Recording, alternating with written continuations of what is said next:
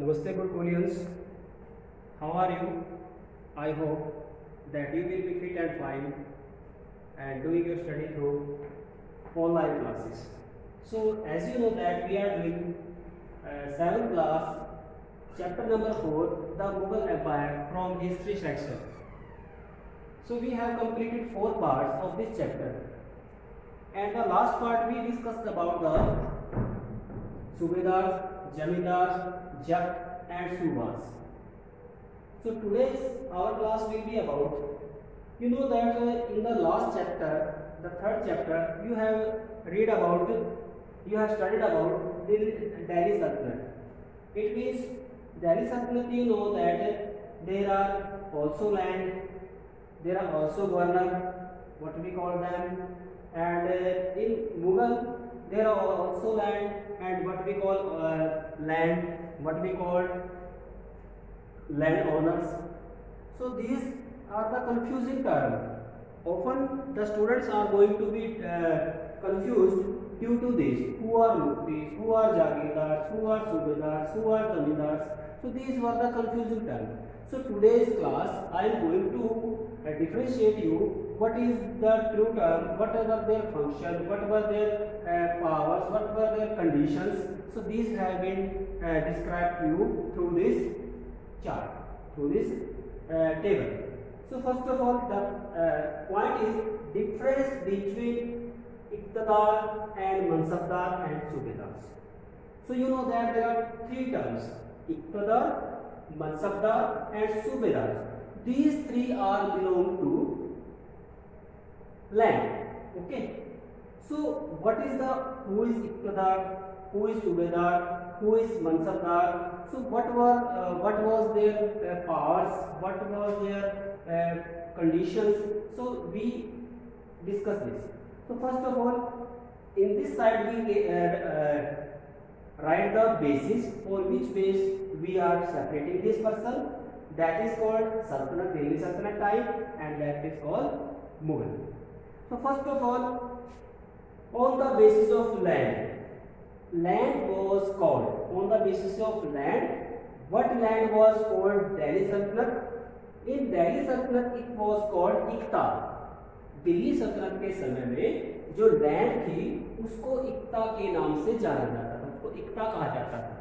और मुगल टाइम में in the Mughal empire, in the Mughal density, it was known jagir and suba. So these are three terms. Ikta, it is called in Delhi Sultanate, and in Mughal Empire, in Mughal dynasty, in Mughal kingdom, it was called Jagir and Suba.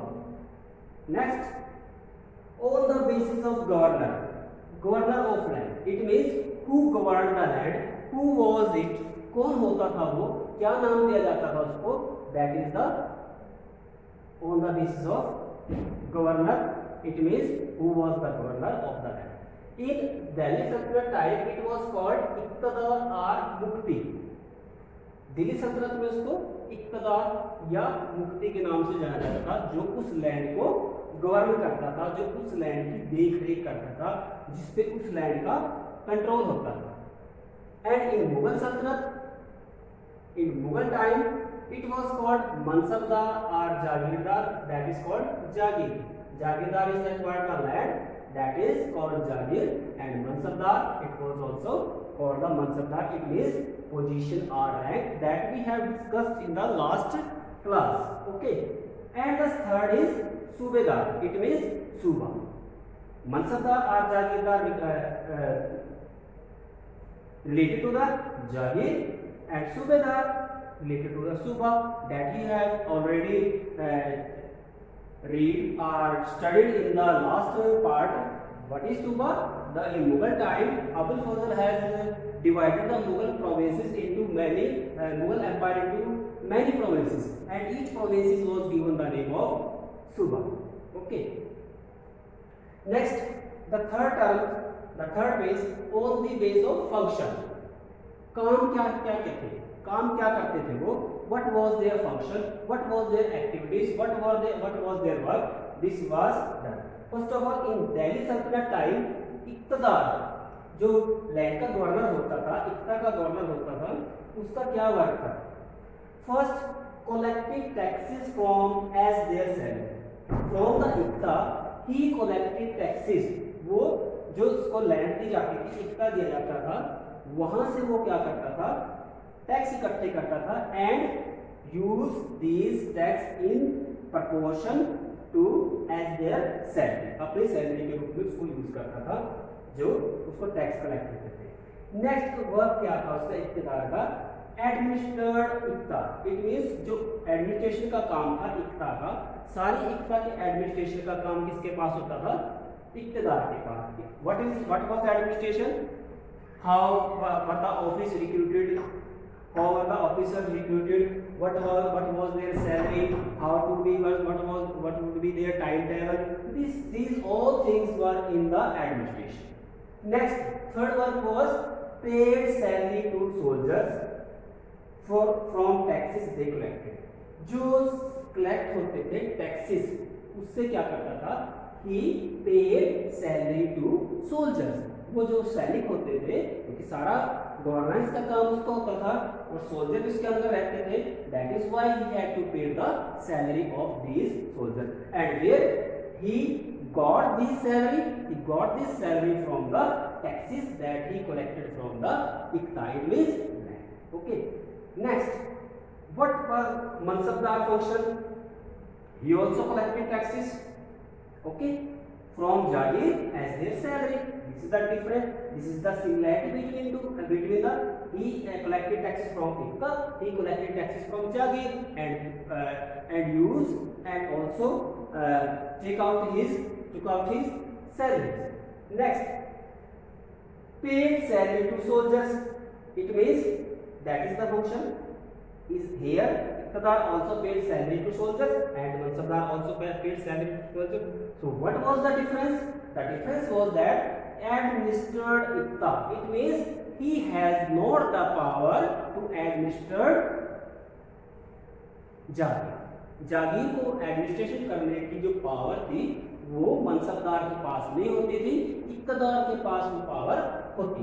So this is the difference between iqtadar and mansabdar. All the two works are same, collection of taxes and giving the salary of the soldiers. But the difference is, लेकिन अंतर कहाँ पर है दोनों में? क्योंकि वो salary भी देता था, टैक्स कलेक्ट करता था, लेकिन गवर्नेंस का काम, एडमिनिस्ट्रेशन का काम इक्तदार को मिलता था, मनसबदार को नहीं मिलता था. So this is the difference. Next, सूबेदार. You know, mansabdar, Jagirdar and सूबेदार. सूबेदार को क्या व्हाट वाज द सूबेदार वर्क? गवर्न द सूबा. इट मींस सूबेदार को ये पावर थी, ये अधिकार था कि वो सूबे को गवर्न भी करता था. It means administration power has also been given to subedar. Next, maintain peace and order. You know that if there is unrest, if there chaotic situation, then there will be no peace. Law and order की जो condition थी उसको maintain रखने का काम भी किसका था? सूबेदार. So that thing we include in the administration part. Next, provided military support. Okay, and he also given the extra work. That was also given to the Mansabdar, and Subedar also have to keep a military that will be supported the king at the time of fight, at the time of battle.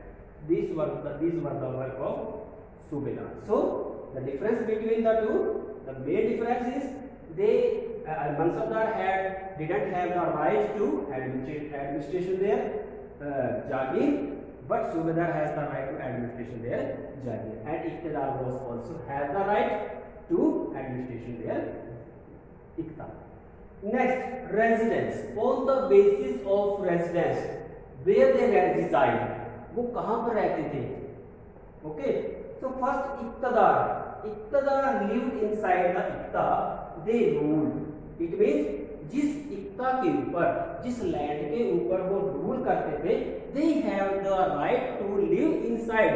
It means उसी इक्ता में वो रहते थे. It means they look everything related to administration of their ICTA. अपने ICTA से related जो भी administrative works थे, they look after it. उसकी देखभाल, उसकी सारी जाप चौकसी that was done by the इक्तदार. Mansabdar never lived in their Jagir, not ruled and lived somewhere from their Jagir.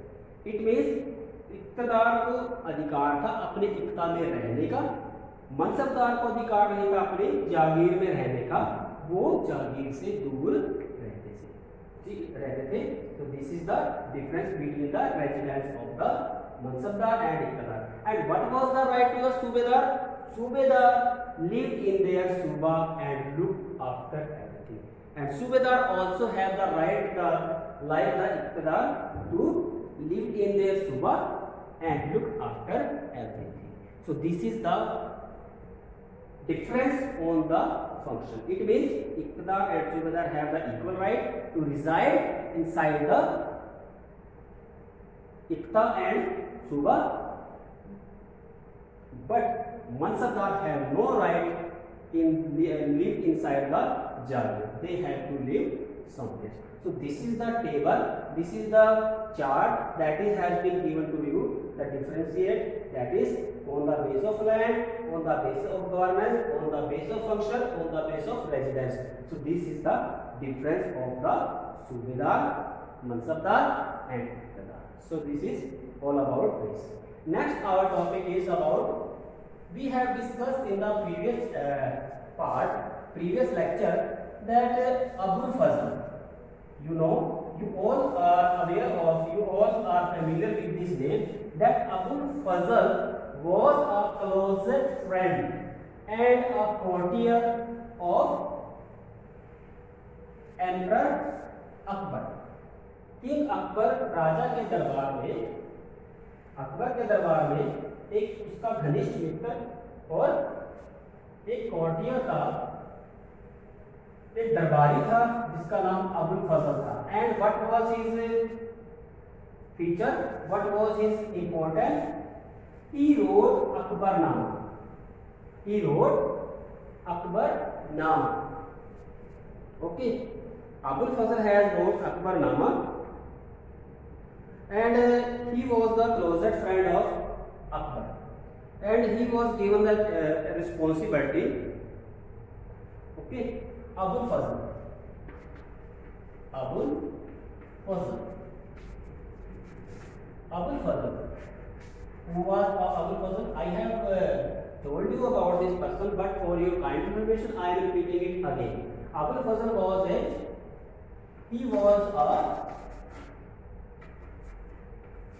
close friend and courtier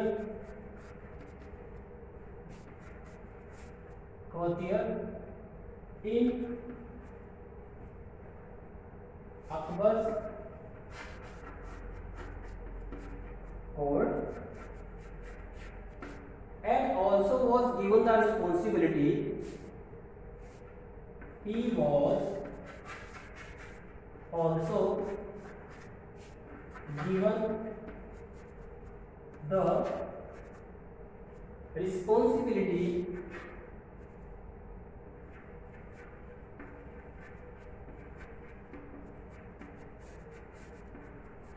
what responsibility was given to him? कौन सी उसको जिम्मेवारी दी गई? Writing the history of his reign. Writing the history,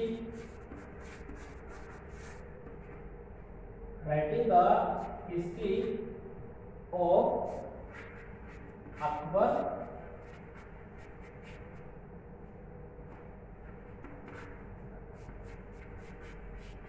reign. What was the history of Akbar reign? Is the responsibility that is given to him, and he wrote 3 volumes of history. He wrote the history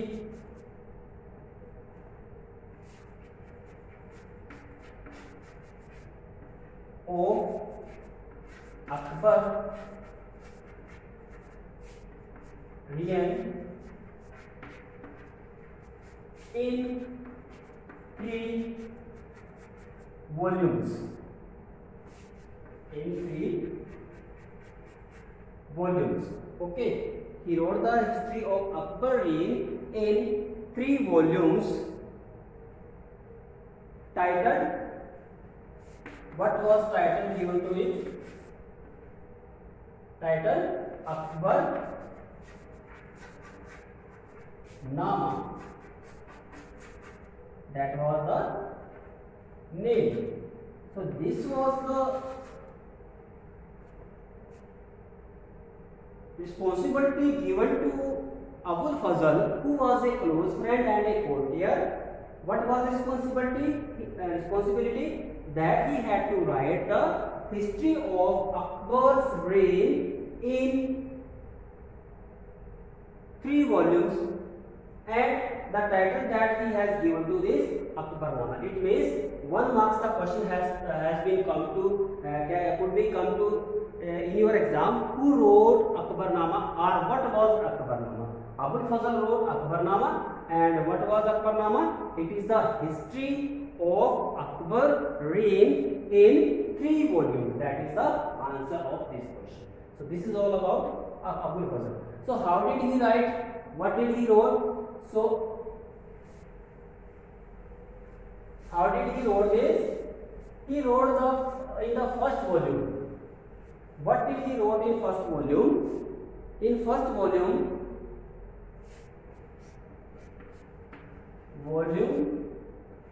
first, what was written on in volume first?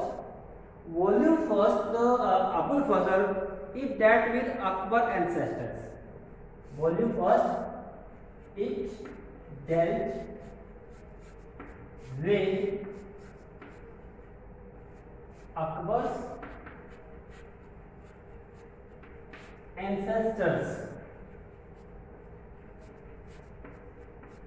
Ancestor means ये किससे related थे? जो अकबर के पूर्वज थे. It means Babar, Humayun और तैमूर, जितने भी उनके वंशज थे, that is related to the first volume. The how did they fought, how did they win, what were their achievements, all these were discussed in the first volume. Second volume,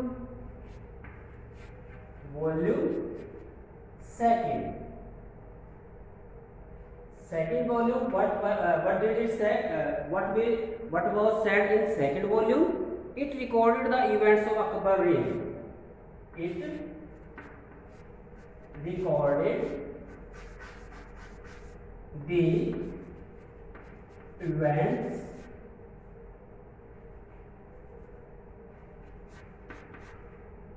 of Akbar's reign.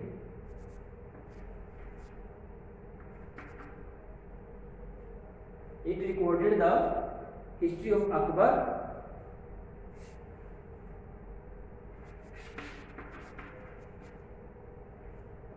Okay, what were the events in the Akbar reign? How did they write? What were the fights? What was the fight that was won by the Akbar? What were the main events that changed the scenario? So these many kinds of events that has been happened in the Akbar's life, that has been recorded in the second volume. And volume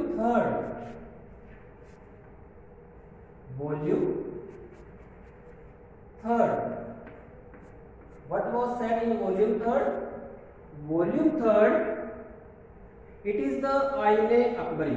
Volume third is called, it is the Ain, it is the Ain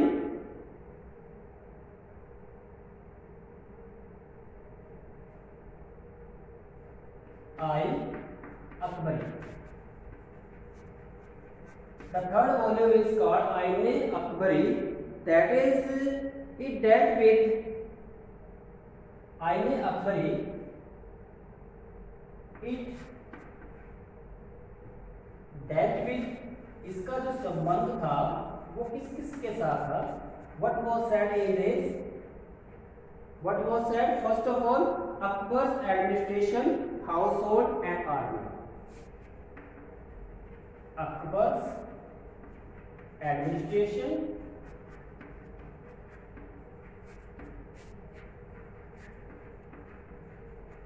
household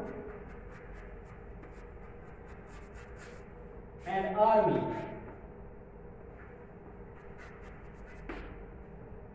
Next is, what was next? The geography of this empire. The geography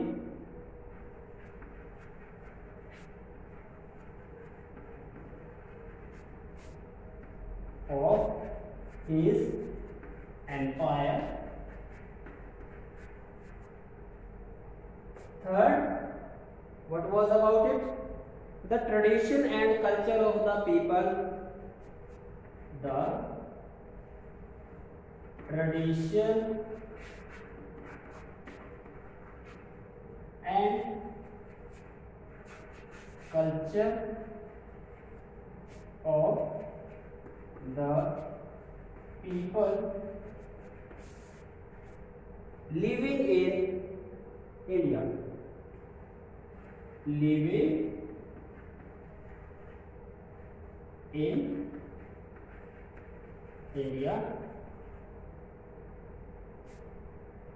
And the last one is statistical details.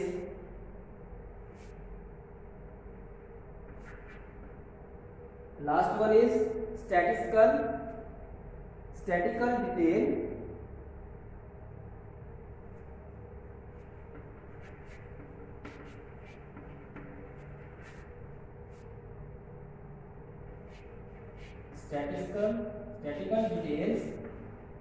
Statistical details about crops, yield,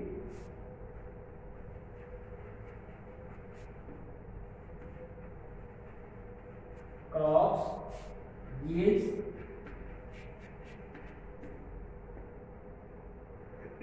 wages and revenue. Yield, prices, wages and revenue. So in Aine Akbari, what was said? You know that Abul Fazl was given the work, the responsibility to write the history of Akbar reign, and he has written the history of Akbar reign in 3 volumes. First volume, what he deals with Akbar ancestors. Second volume, it recorded the events of Akbar's reign, and in third volume, it write the Aine Akbari. And what was the Aine Akbari? Aine Akbari, what was dealt with? First, Akbar's administration, household, army. पहले जो आईने अकबरी का जो पहला part था उसमें क्या कहा गया? अकबर के एडमिनिस्ट्रेशन के बारे में, उसके प्रशासन के बारे में, उसके घर के बारे में, उसके घर के हालात, घर का कैसा सिस्टम था, घर हाउस होल्ड, उसकी घरेलू जिंदगी के बारे में, आर्मी के बारे में, उसकी सेना के बारे में. Second, the geography of his empire. कहाँ कहाँ तो उसका राज फैला, उसकी ज्योग्राफी क्या थी, कहाँ कितने राजाओं को उसने जीता, कितने क्षेत्रों को उसने जीता पाई. That was recorded in the second step. The tradition and the culture of the people living in India. In the third steps, he tells about in Aine Akbari about the culture and tradition. What were the culture? What were the tradition at that time? This was also told in the Aine Akbari. And the last, statistical details. आंकड़ों के अनुसार details बताएगी किस चीज के बारे में? Crops, कौन कौन सी फसलें होती थी उस समय में, यील्ड्स, पैदावार कितनी होती थी, प्राइसेस, रेट क्या थे, वेजेस, मजदूरी क्या थी, एंड रेवेन्यू, और उससे जो टैक्सेस वगैरह इकट्ठे होते थे वो क्या थे.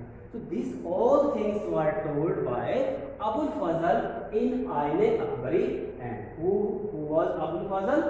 that was the close friend of Akbar and also was a courtier, and he also wrote Akbarnama, okay, that in which he writes the history of his reign in 3 volumes, and the last volume, that is called Aine Akbari, what was given in this, that has been written to you. So dear students, today's class we have discussed about the difference between the Mansabdar, Iqtas, Iqtidar and the Subedar. And the second, we discuss about the Abul Fazl Akbarnama. Who was Abul Fazl? What was Akbarnama? This has been already discussed with you. So that's it in the 5th part. We will make next. We will do the last and final part of this chapter. That will be in 6th part. In this part, we will discuss about the religious works that has been done by the Akbar. You know that Akbar didn't only fought battles and win them, he also did some good work, some religious works, and proved to be a good Mughal emperor. So that's why we today we also remember him. So that's it for the today's lecture. If you have any queries, any doubt, you can send message in the group. Okay. Till then, we will meet in the second lecture, last part, that will be 6th lecture, 6th part, and till then, goodbye, have a nice day, namaskar.